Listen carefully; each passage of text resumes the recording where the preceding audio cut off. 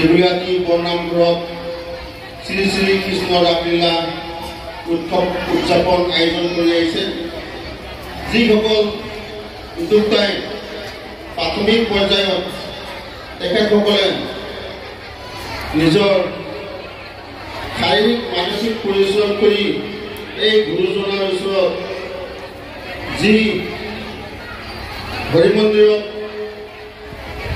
শ্ৰী শ্ৰী কৃষ্ণ ৰাসলীলা আয়োজন কৰিলে তেখেতসকলৰ ওচৰত মোৰ প্ৰণিপাত শ্ৰদ্ধা জনাইছোঁ। শ্ৰী শ্ৰী কৃষ্ণ ৰাসলীলা উৎসৱত জৰিয়তে আপোনালোকক আৰু মোৰ বন্ধুবৰ্গৰ লগতে অঞ্চলবাসী ৰাইজক আজি এই নামঘৰত লগ পাই আমি দীঘলীয়াতি ৰাইজৰ হৈ আমি বৰ্ণামপুৰ কমিটিৰ মই সম্পাদক ডাঙৰীয়া লগতে মই গাঁওখনৰ হৈ আজি ইমানেই ভাল লাগিছে, মানে ক'বলৈ ভাষা নাই। আদৰিছে এনেকৈ ধৰণত, আৰু আমি ইমান মৰম চেনেহৰ মাজত আমাৰ যে অঞ্চলবাসীৰ যে মৰম চেনেহ আছে, আমাৰ এইটোৱেই চিনাকি দিয়ে বুলি মই ক'বলৈ যাওঁ।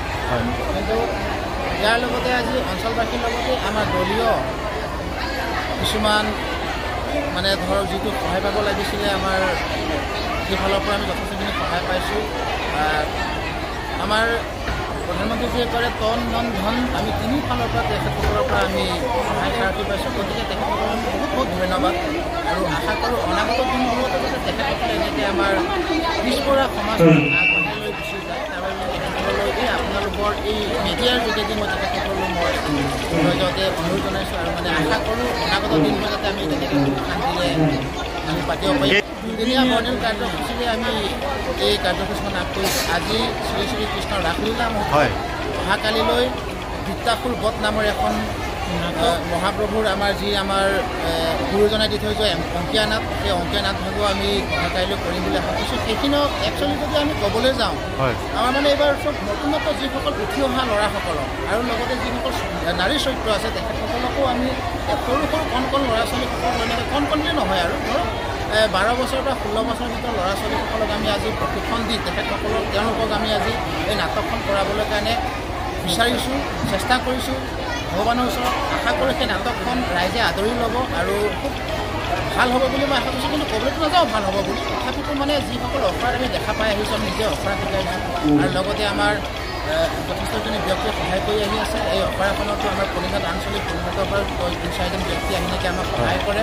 লগতে মোৰতো ক'বলৈ মানে নাই, যেনেকৈ সৰজেশ্বৰ দাস তুমি নিজে চলে, তোমাকো মই ধন্যবাদ জ্ঞাপন কৰোঁ, যিহেতুকে তুমিও যথেষ্টখিনি শিকাই যোৱা আৰু আশা কৰোঁ সেই নাটকখন অহাকালি যিখন নাটক হ'বলগীয়া সেই নাটকখন ৰাইজে আদৰি ল'ব আৰু ভাল হ'ব বুলি মই আশা কৰোঁ। শ্ৰীকৃষ্ণ ৰাসলীলা মহোৎসৱটো আমাৰ অসমবাসী গোটেই অসমতেই নিজৰ মানে ধৰক তেজে তেজে বোৱা আমাৰ ৰাসলীলা আৰু লগতে এইবাৰ জুবিন দা আমাৰ মৃত্যু হোৱাক লৈ নেকি আমি বেছি আগ্ৰহী হৈছোঁ। আৰু এই ৰাসখনো মই ক'বলৈ বিচাৰোঁ, এই ৰাসখন আচলতে আমি পৰম্পৰাগত পাতিছোঁ যদিও আমি বিশেষকৈ জুবিন দাৰ নামত আমি অৰ্পণ কৰিছোঁ বুলি ক'বলৈ পাৰি। কিন্তু তথাপিতো আমি পূৰ্ণাংগুলি তেখেতক আমি শ্ৰদ্ধাঞ্জলি দিবলৈও পৰা নাই। আমাৰ এই আজি ৰাসৰ পৰাই, এই ৰাসখনৰ পৰাই তেখেতকো আমি আগবাঢ়িছোঁ। শ্ৰীকৃষ্ণ ৰাসলীলা যিটো আমাৰ গুৰুজনাই দি থৈ গৈছিলে, তাৰ লগতে তেখেতৰ মৃত্যু যিটো নেকি শ্ৰদ্ধাঞ্জলি আমি তেখেতলৈ অৰ্পণ কৰিছোঁ বুলি আমি ক'বলৈ পাৰি। আমাৰ ফালৰ পৰা পিছপৰা ৰাইজ আমি তেখেতসকলক শ্ৰদ্ধাঞ্জলি দিব পাৰোঁ। আমাৰ মানে হৃদয়খন ভাল লাগিব, জুবিন দা অমৰ হওক, আমি জুবিন দেশৰ মানুহ, আমি জুবিন যুগৰ মানুহ, আমি জুবিন দা অমৰ হওক আৰু যুগে যুগে জুবিন দা জীয়াই থাকিব, আমাৰ মাজত হৃদয় থাকিব আৰু লগতে এই ৰাসটোৱেও আমি যুগে যুগে কৰি যাম। সেয়া আপোনালোকৰ ওচৰত আমি কোৱা।